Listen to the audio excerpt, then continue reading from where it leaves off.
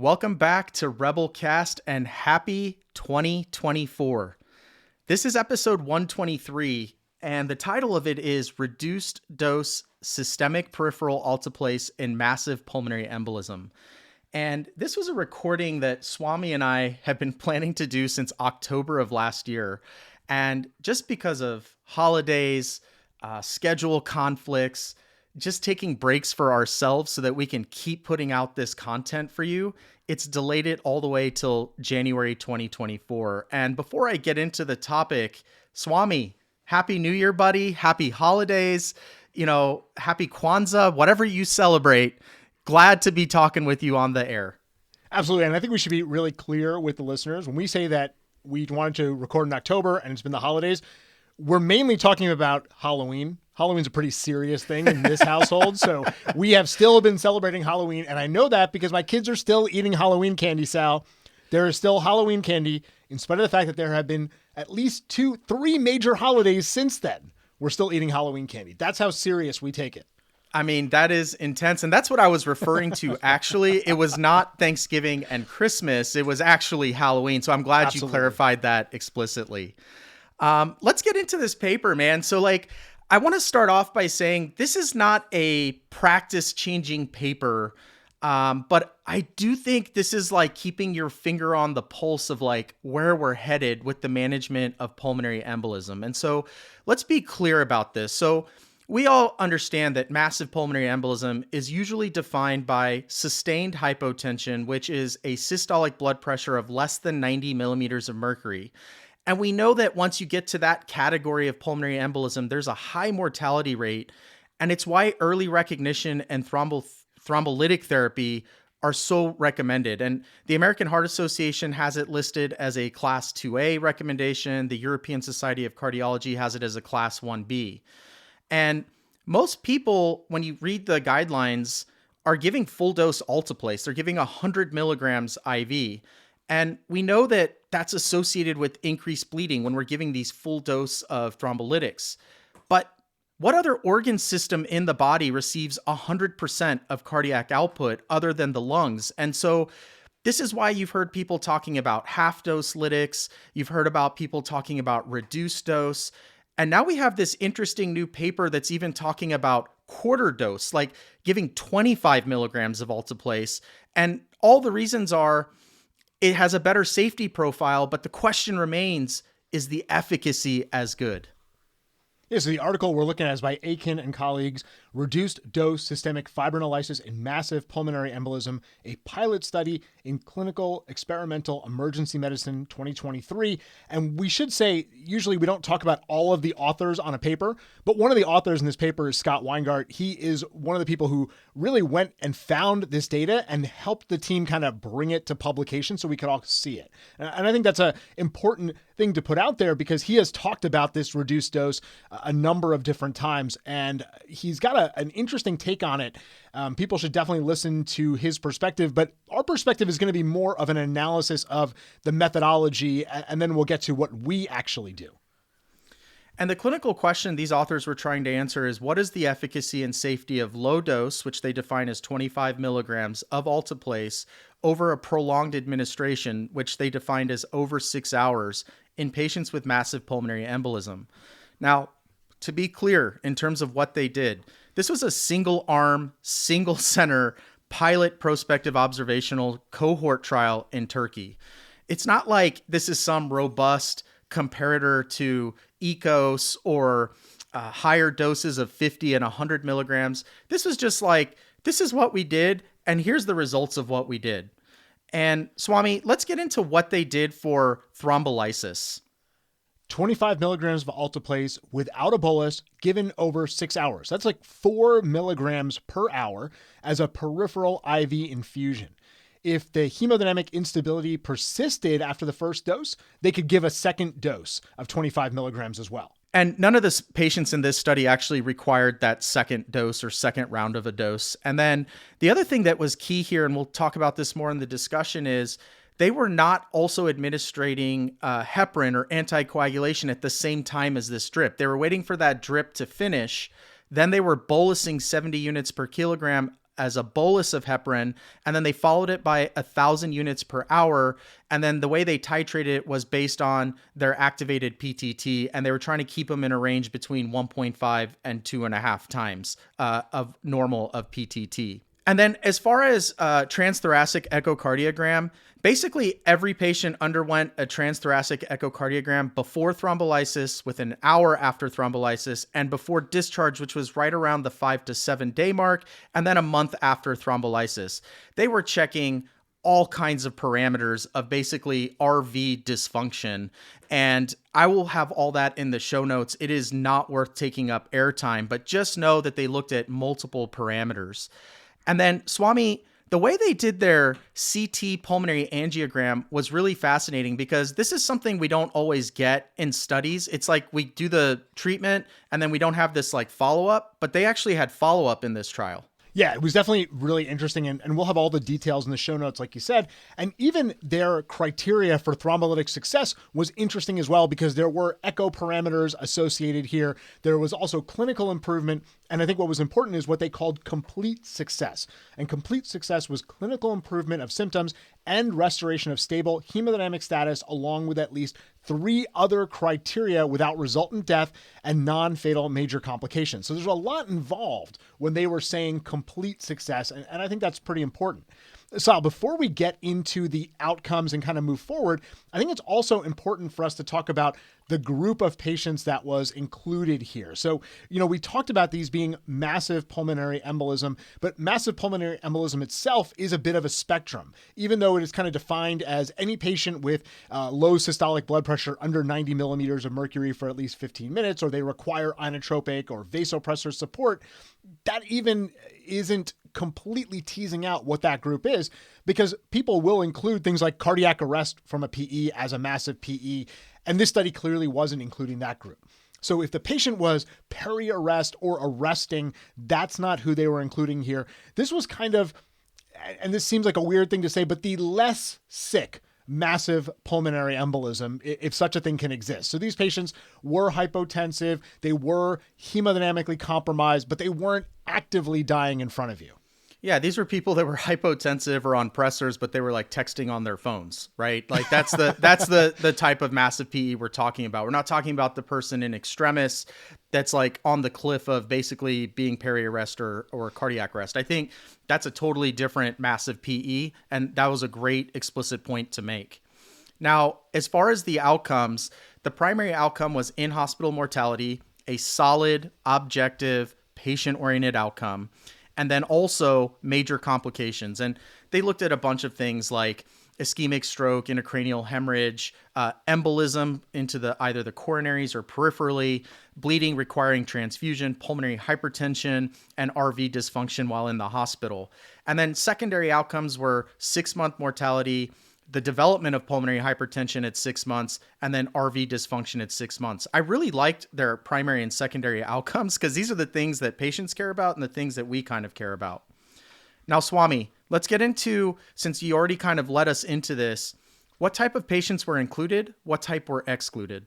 So these were all adults over 18. And if you look at their inclusion criteria for massive PE, they do talk about things like pulselessness and persistent profound bradycardia. But when you go into the actual study, you'll see that that's not the group that actually ended up in the study. So yes, they said they were going to include that group, but none of those patients really ended up here. They were a little bit, again, on the end of the less sick massive PE.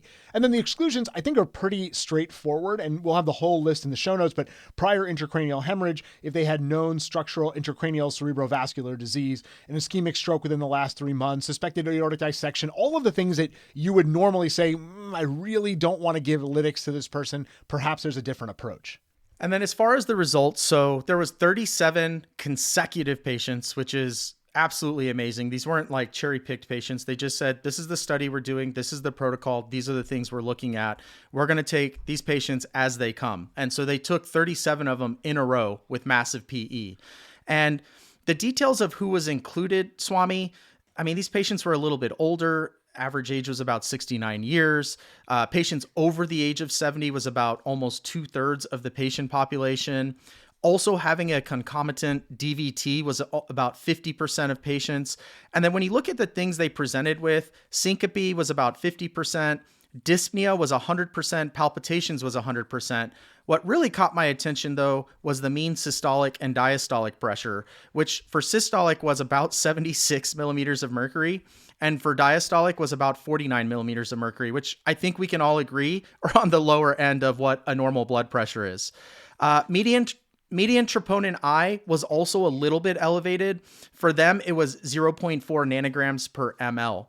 And before we get into the outcomes, the one thing I do want to say, despite this patient population, is that every single patient, all 37 of them, their blood pressure recovered within a few hours after the initiation of their thrombolysis protocol in every single case.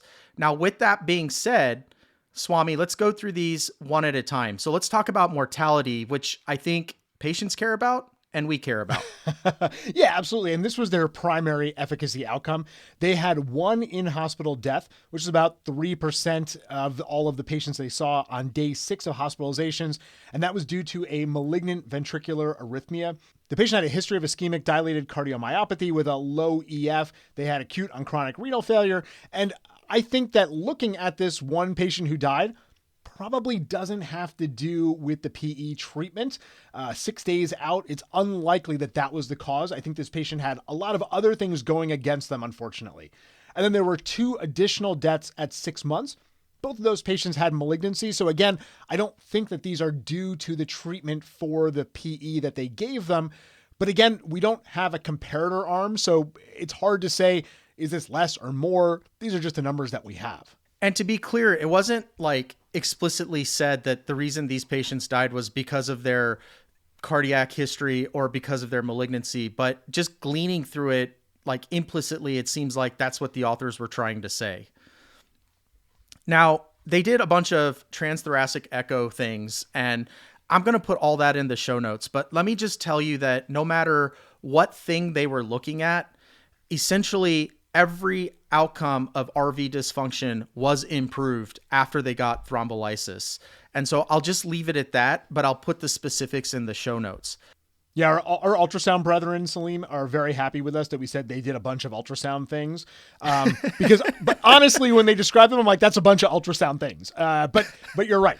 The important thing here is that all of them improved with therapy. Now, what I thought was interesting and what I think is really important here is the follow-up CT pulmonary angiogram they did at 24 hours after thrombolysis. Swami, why don't you take us through that? Yeah, out of 37 patients, 18 underwent that repeat CT at 24 hours. And out of that 18, total lysis of thrombus was observed in 16 patients. That's about 89%. It's pretty impressive. The other 2 patients had about 75% of their thrombus that had been lysed. So those are pretty impressive numbers. And I don't want to get too far away from what actually matters because the patient doesn't care if their thrombus was completely lysed or 75% lysed, but these are interesting to us because that's not typically what we think is going to happen. Now, that being said, we don't have, like you mentioned up front, a ton of data on what CTs look 24 hours after management. But I think what this tells us is that even at that lower dose, you're getting significant lysis of thrombus. And that's super important from a physiologic standpoint because the RV doesn't like acute afterload increase. And what this is telling us, although not patient-oriented, is that we are actually relieving that afterload in pretty much every patient at over 75% of their clot being lysed. Now, take that with a grain of salt. We don't have a comparator. It's single arm, but it's worth mentioning from a physiologic standpoint. And then the last thing I'm going to talk about when it comes to outcomes is complications. And the primary safety outcome was there any major bleeding or intracranial hemorrhage observed? And at least during the thrombolysis itself, there was nothing. And there were 3 patients that had minor bleeding, 2 patients that had epistaxis, which was 2 days after they were thrombolysed, and 1 patient with gingival bleeding that was 3 days after they were thrombolysed. And so all bleeding events that occurred were probably because of the heparin infusion and not because of the thrombolysis itself. And I don't think we were ever questioning, is a lower dose safer?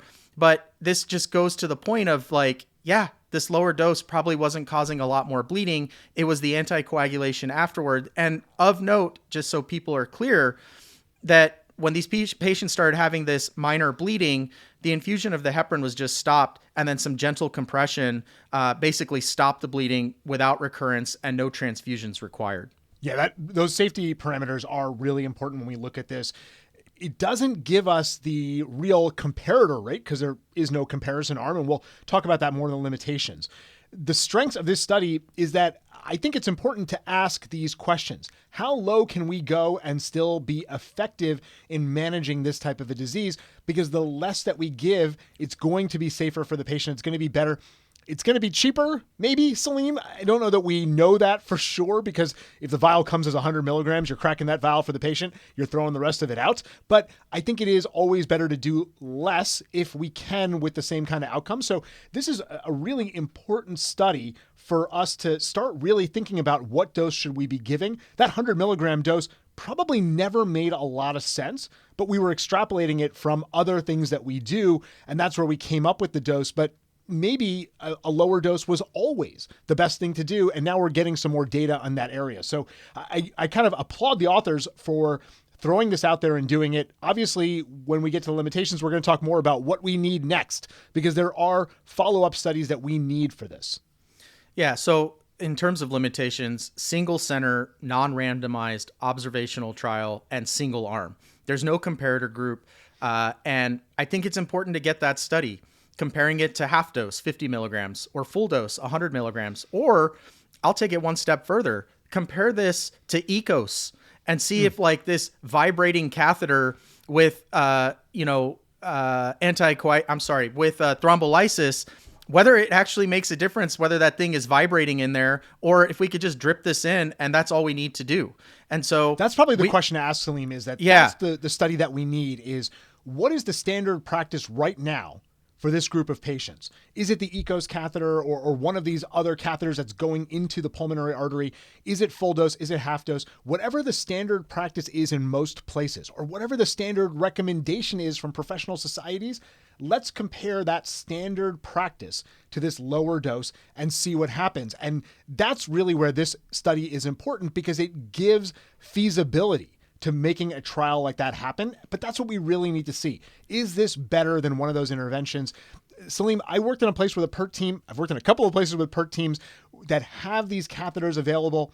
In the patient who is unstable, they're often reluctant to put that catheter in. And so they're usually saying, go ahead and give systemic Alteplase. And then if the patient stabilizes, but they still have a lot of clot burden, then we can do the catheter. But they don't really love always doing these in unstable patients. So we really do have to ask the question of, what is standard practice? Let's get a study going comparing this 25 milligrams over 6 hours to standard practice.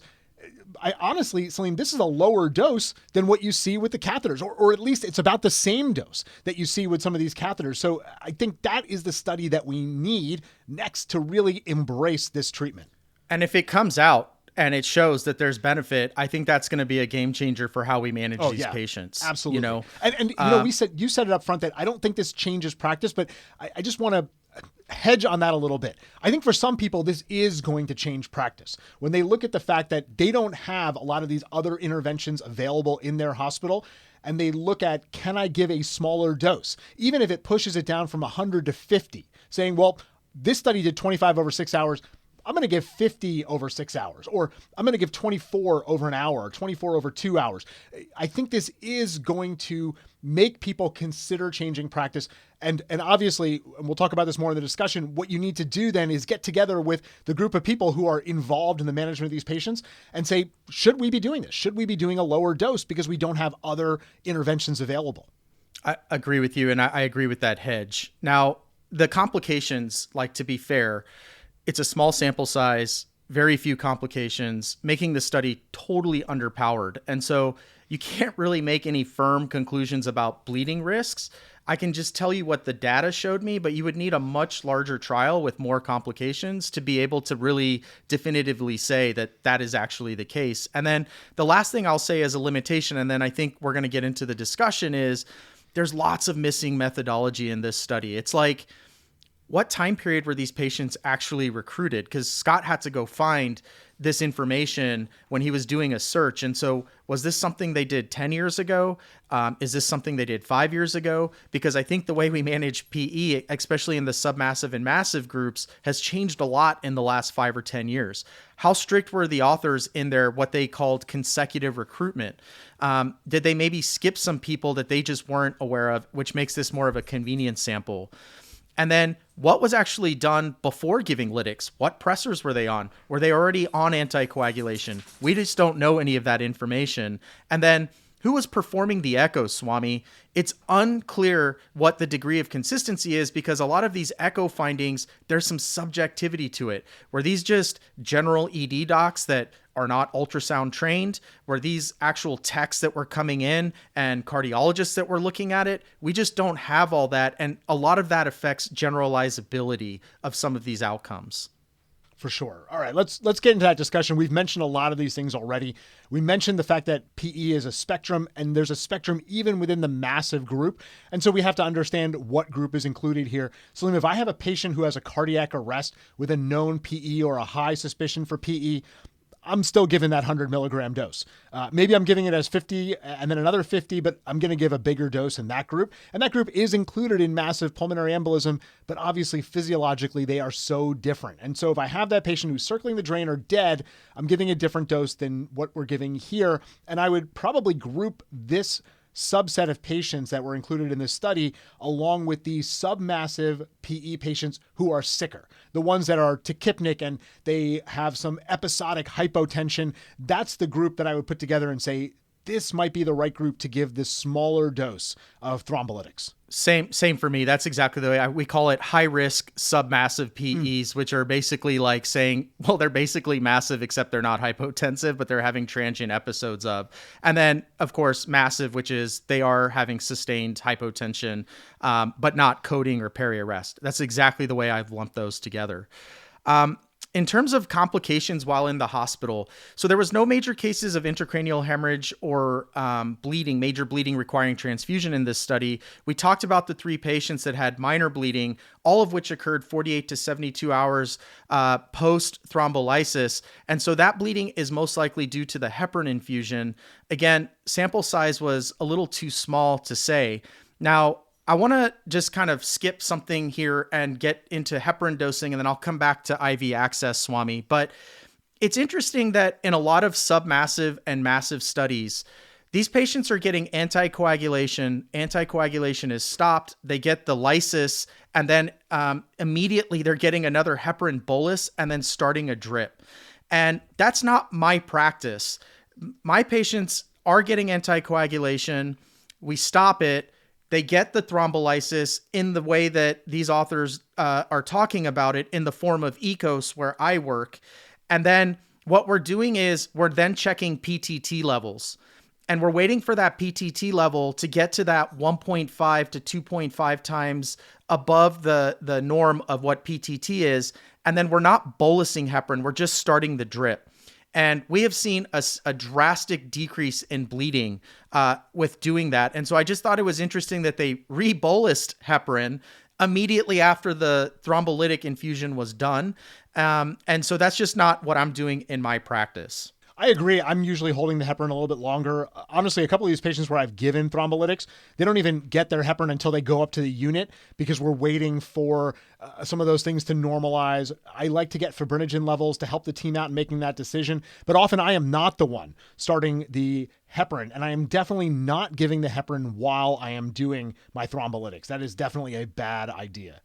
And then the other interesting thing was IV access in these patients. So they just did peripheral IVs, which is fine. There's a lot of things we do peripheral IVs for and give thrombolytics. I think of strokes. I think about MIs that are outside the 90-minute, 2-hour window for cath lab. And so this is like no different. You're just running it for a little bit longer. And it's a much lower dose than what we do for some of those other disease processes. But in my practice, before I do the thrombolysis, I'm actually getting central venous access, and I'm actually getting arterial access. And I'm doing that in the common femoral vein and the common femoral artery. And the reason for this is twofold. Number one is these patients can still decompensate and start coding. And so I want to be ready to get them on ECMO. And I don't want to do that after they've started getting their thrombolysis or while they're getting their thrombolysis. So I like to do that ahead of time. And the second thing is that it's just better for hemodynamic monitoring than a peripheral like blood pressure cuff that can only cycle every couple of minutes. And so that's another thing that's different in my practice. Although they didn't do it in this study and it's not necessary, I'm getting ready for ECMO should the patient need it. And so I'm putting in a central line and an A line in the common femoral vein and artery. So that's the only other thing that I'm doing a little bit different.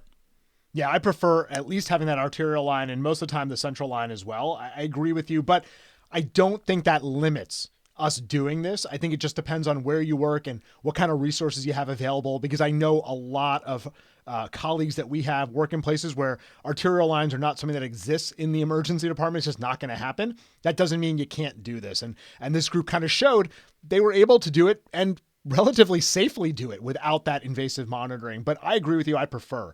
Now, if you go to the post on the site, we have a lot of other stuff about the ECOS catheters and what the studies show on those devices. We have additional studies on reduced dose thrombolytics and submassive PE. You can read up on all of that stuff. We're going to skip that for the podcast just for length issues, and we're going to skip all the way down to the author's conclusions.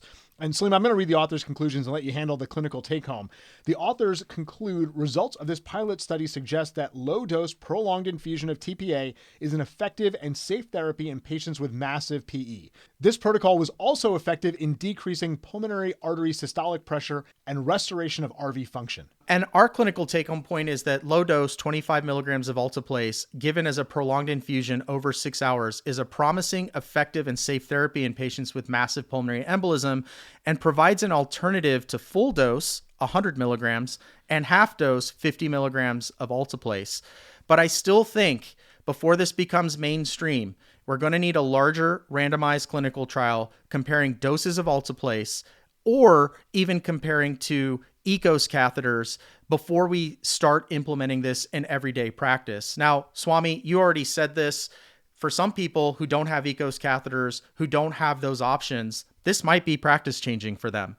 At the institution that I work at, we have ECMO, we have ECOS catheters, we can do thrombectomy. It's like a menu of what's what in PE management. And so for us, this doesn't change practice yet because we have all these other modalities. But for other people, that may actually be the case. Yeah, and hopefully we will see those further studies down the line. I don't think this research group is going to do it, but I'm hoping that the push to get this published is going to kind of bring this to the attention of other groups who are willing to say, let's try it out and see. Let's try it out and see what is the safest and most effective approach, what might be the most cost-effective approach. And this can push for further development of our protocols, but also further development of our interventions by challenging what the norms are right now. So I think we definitely need to see those studies. I am hoping that somebody does it because, Salim, I'm going to be honest with you, it ain't me. This is not what I do. I'm not going to be doing this research, but I hope that there are groups out there that are going to embrace this. I've already been talking to my group about this study, and so there's been some interest. So we'll see. I'm not promising anything, but because we have here, we'll see it in 2 years. Well, there you go, Rebel EM listeners. Let us know your thoughts, comments, and questions. Thank you guys as always for tuning in, and until next time.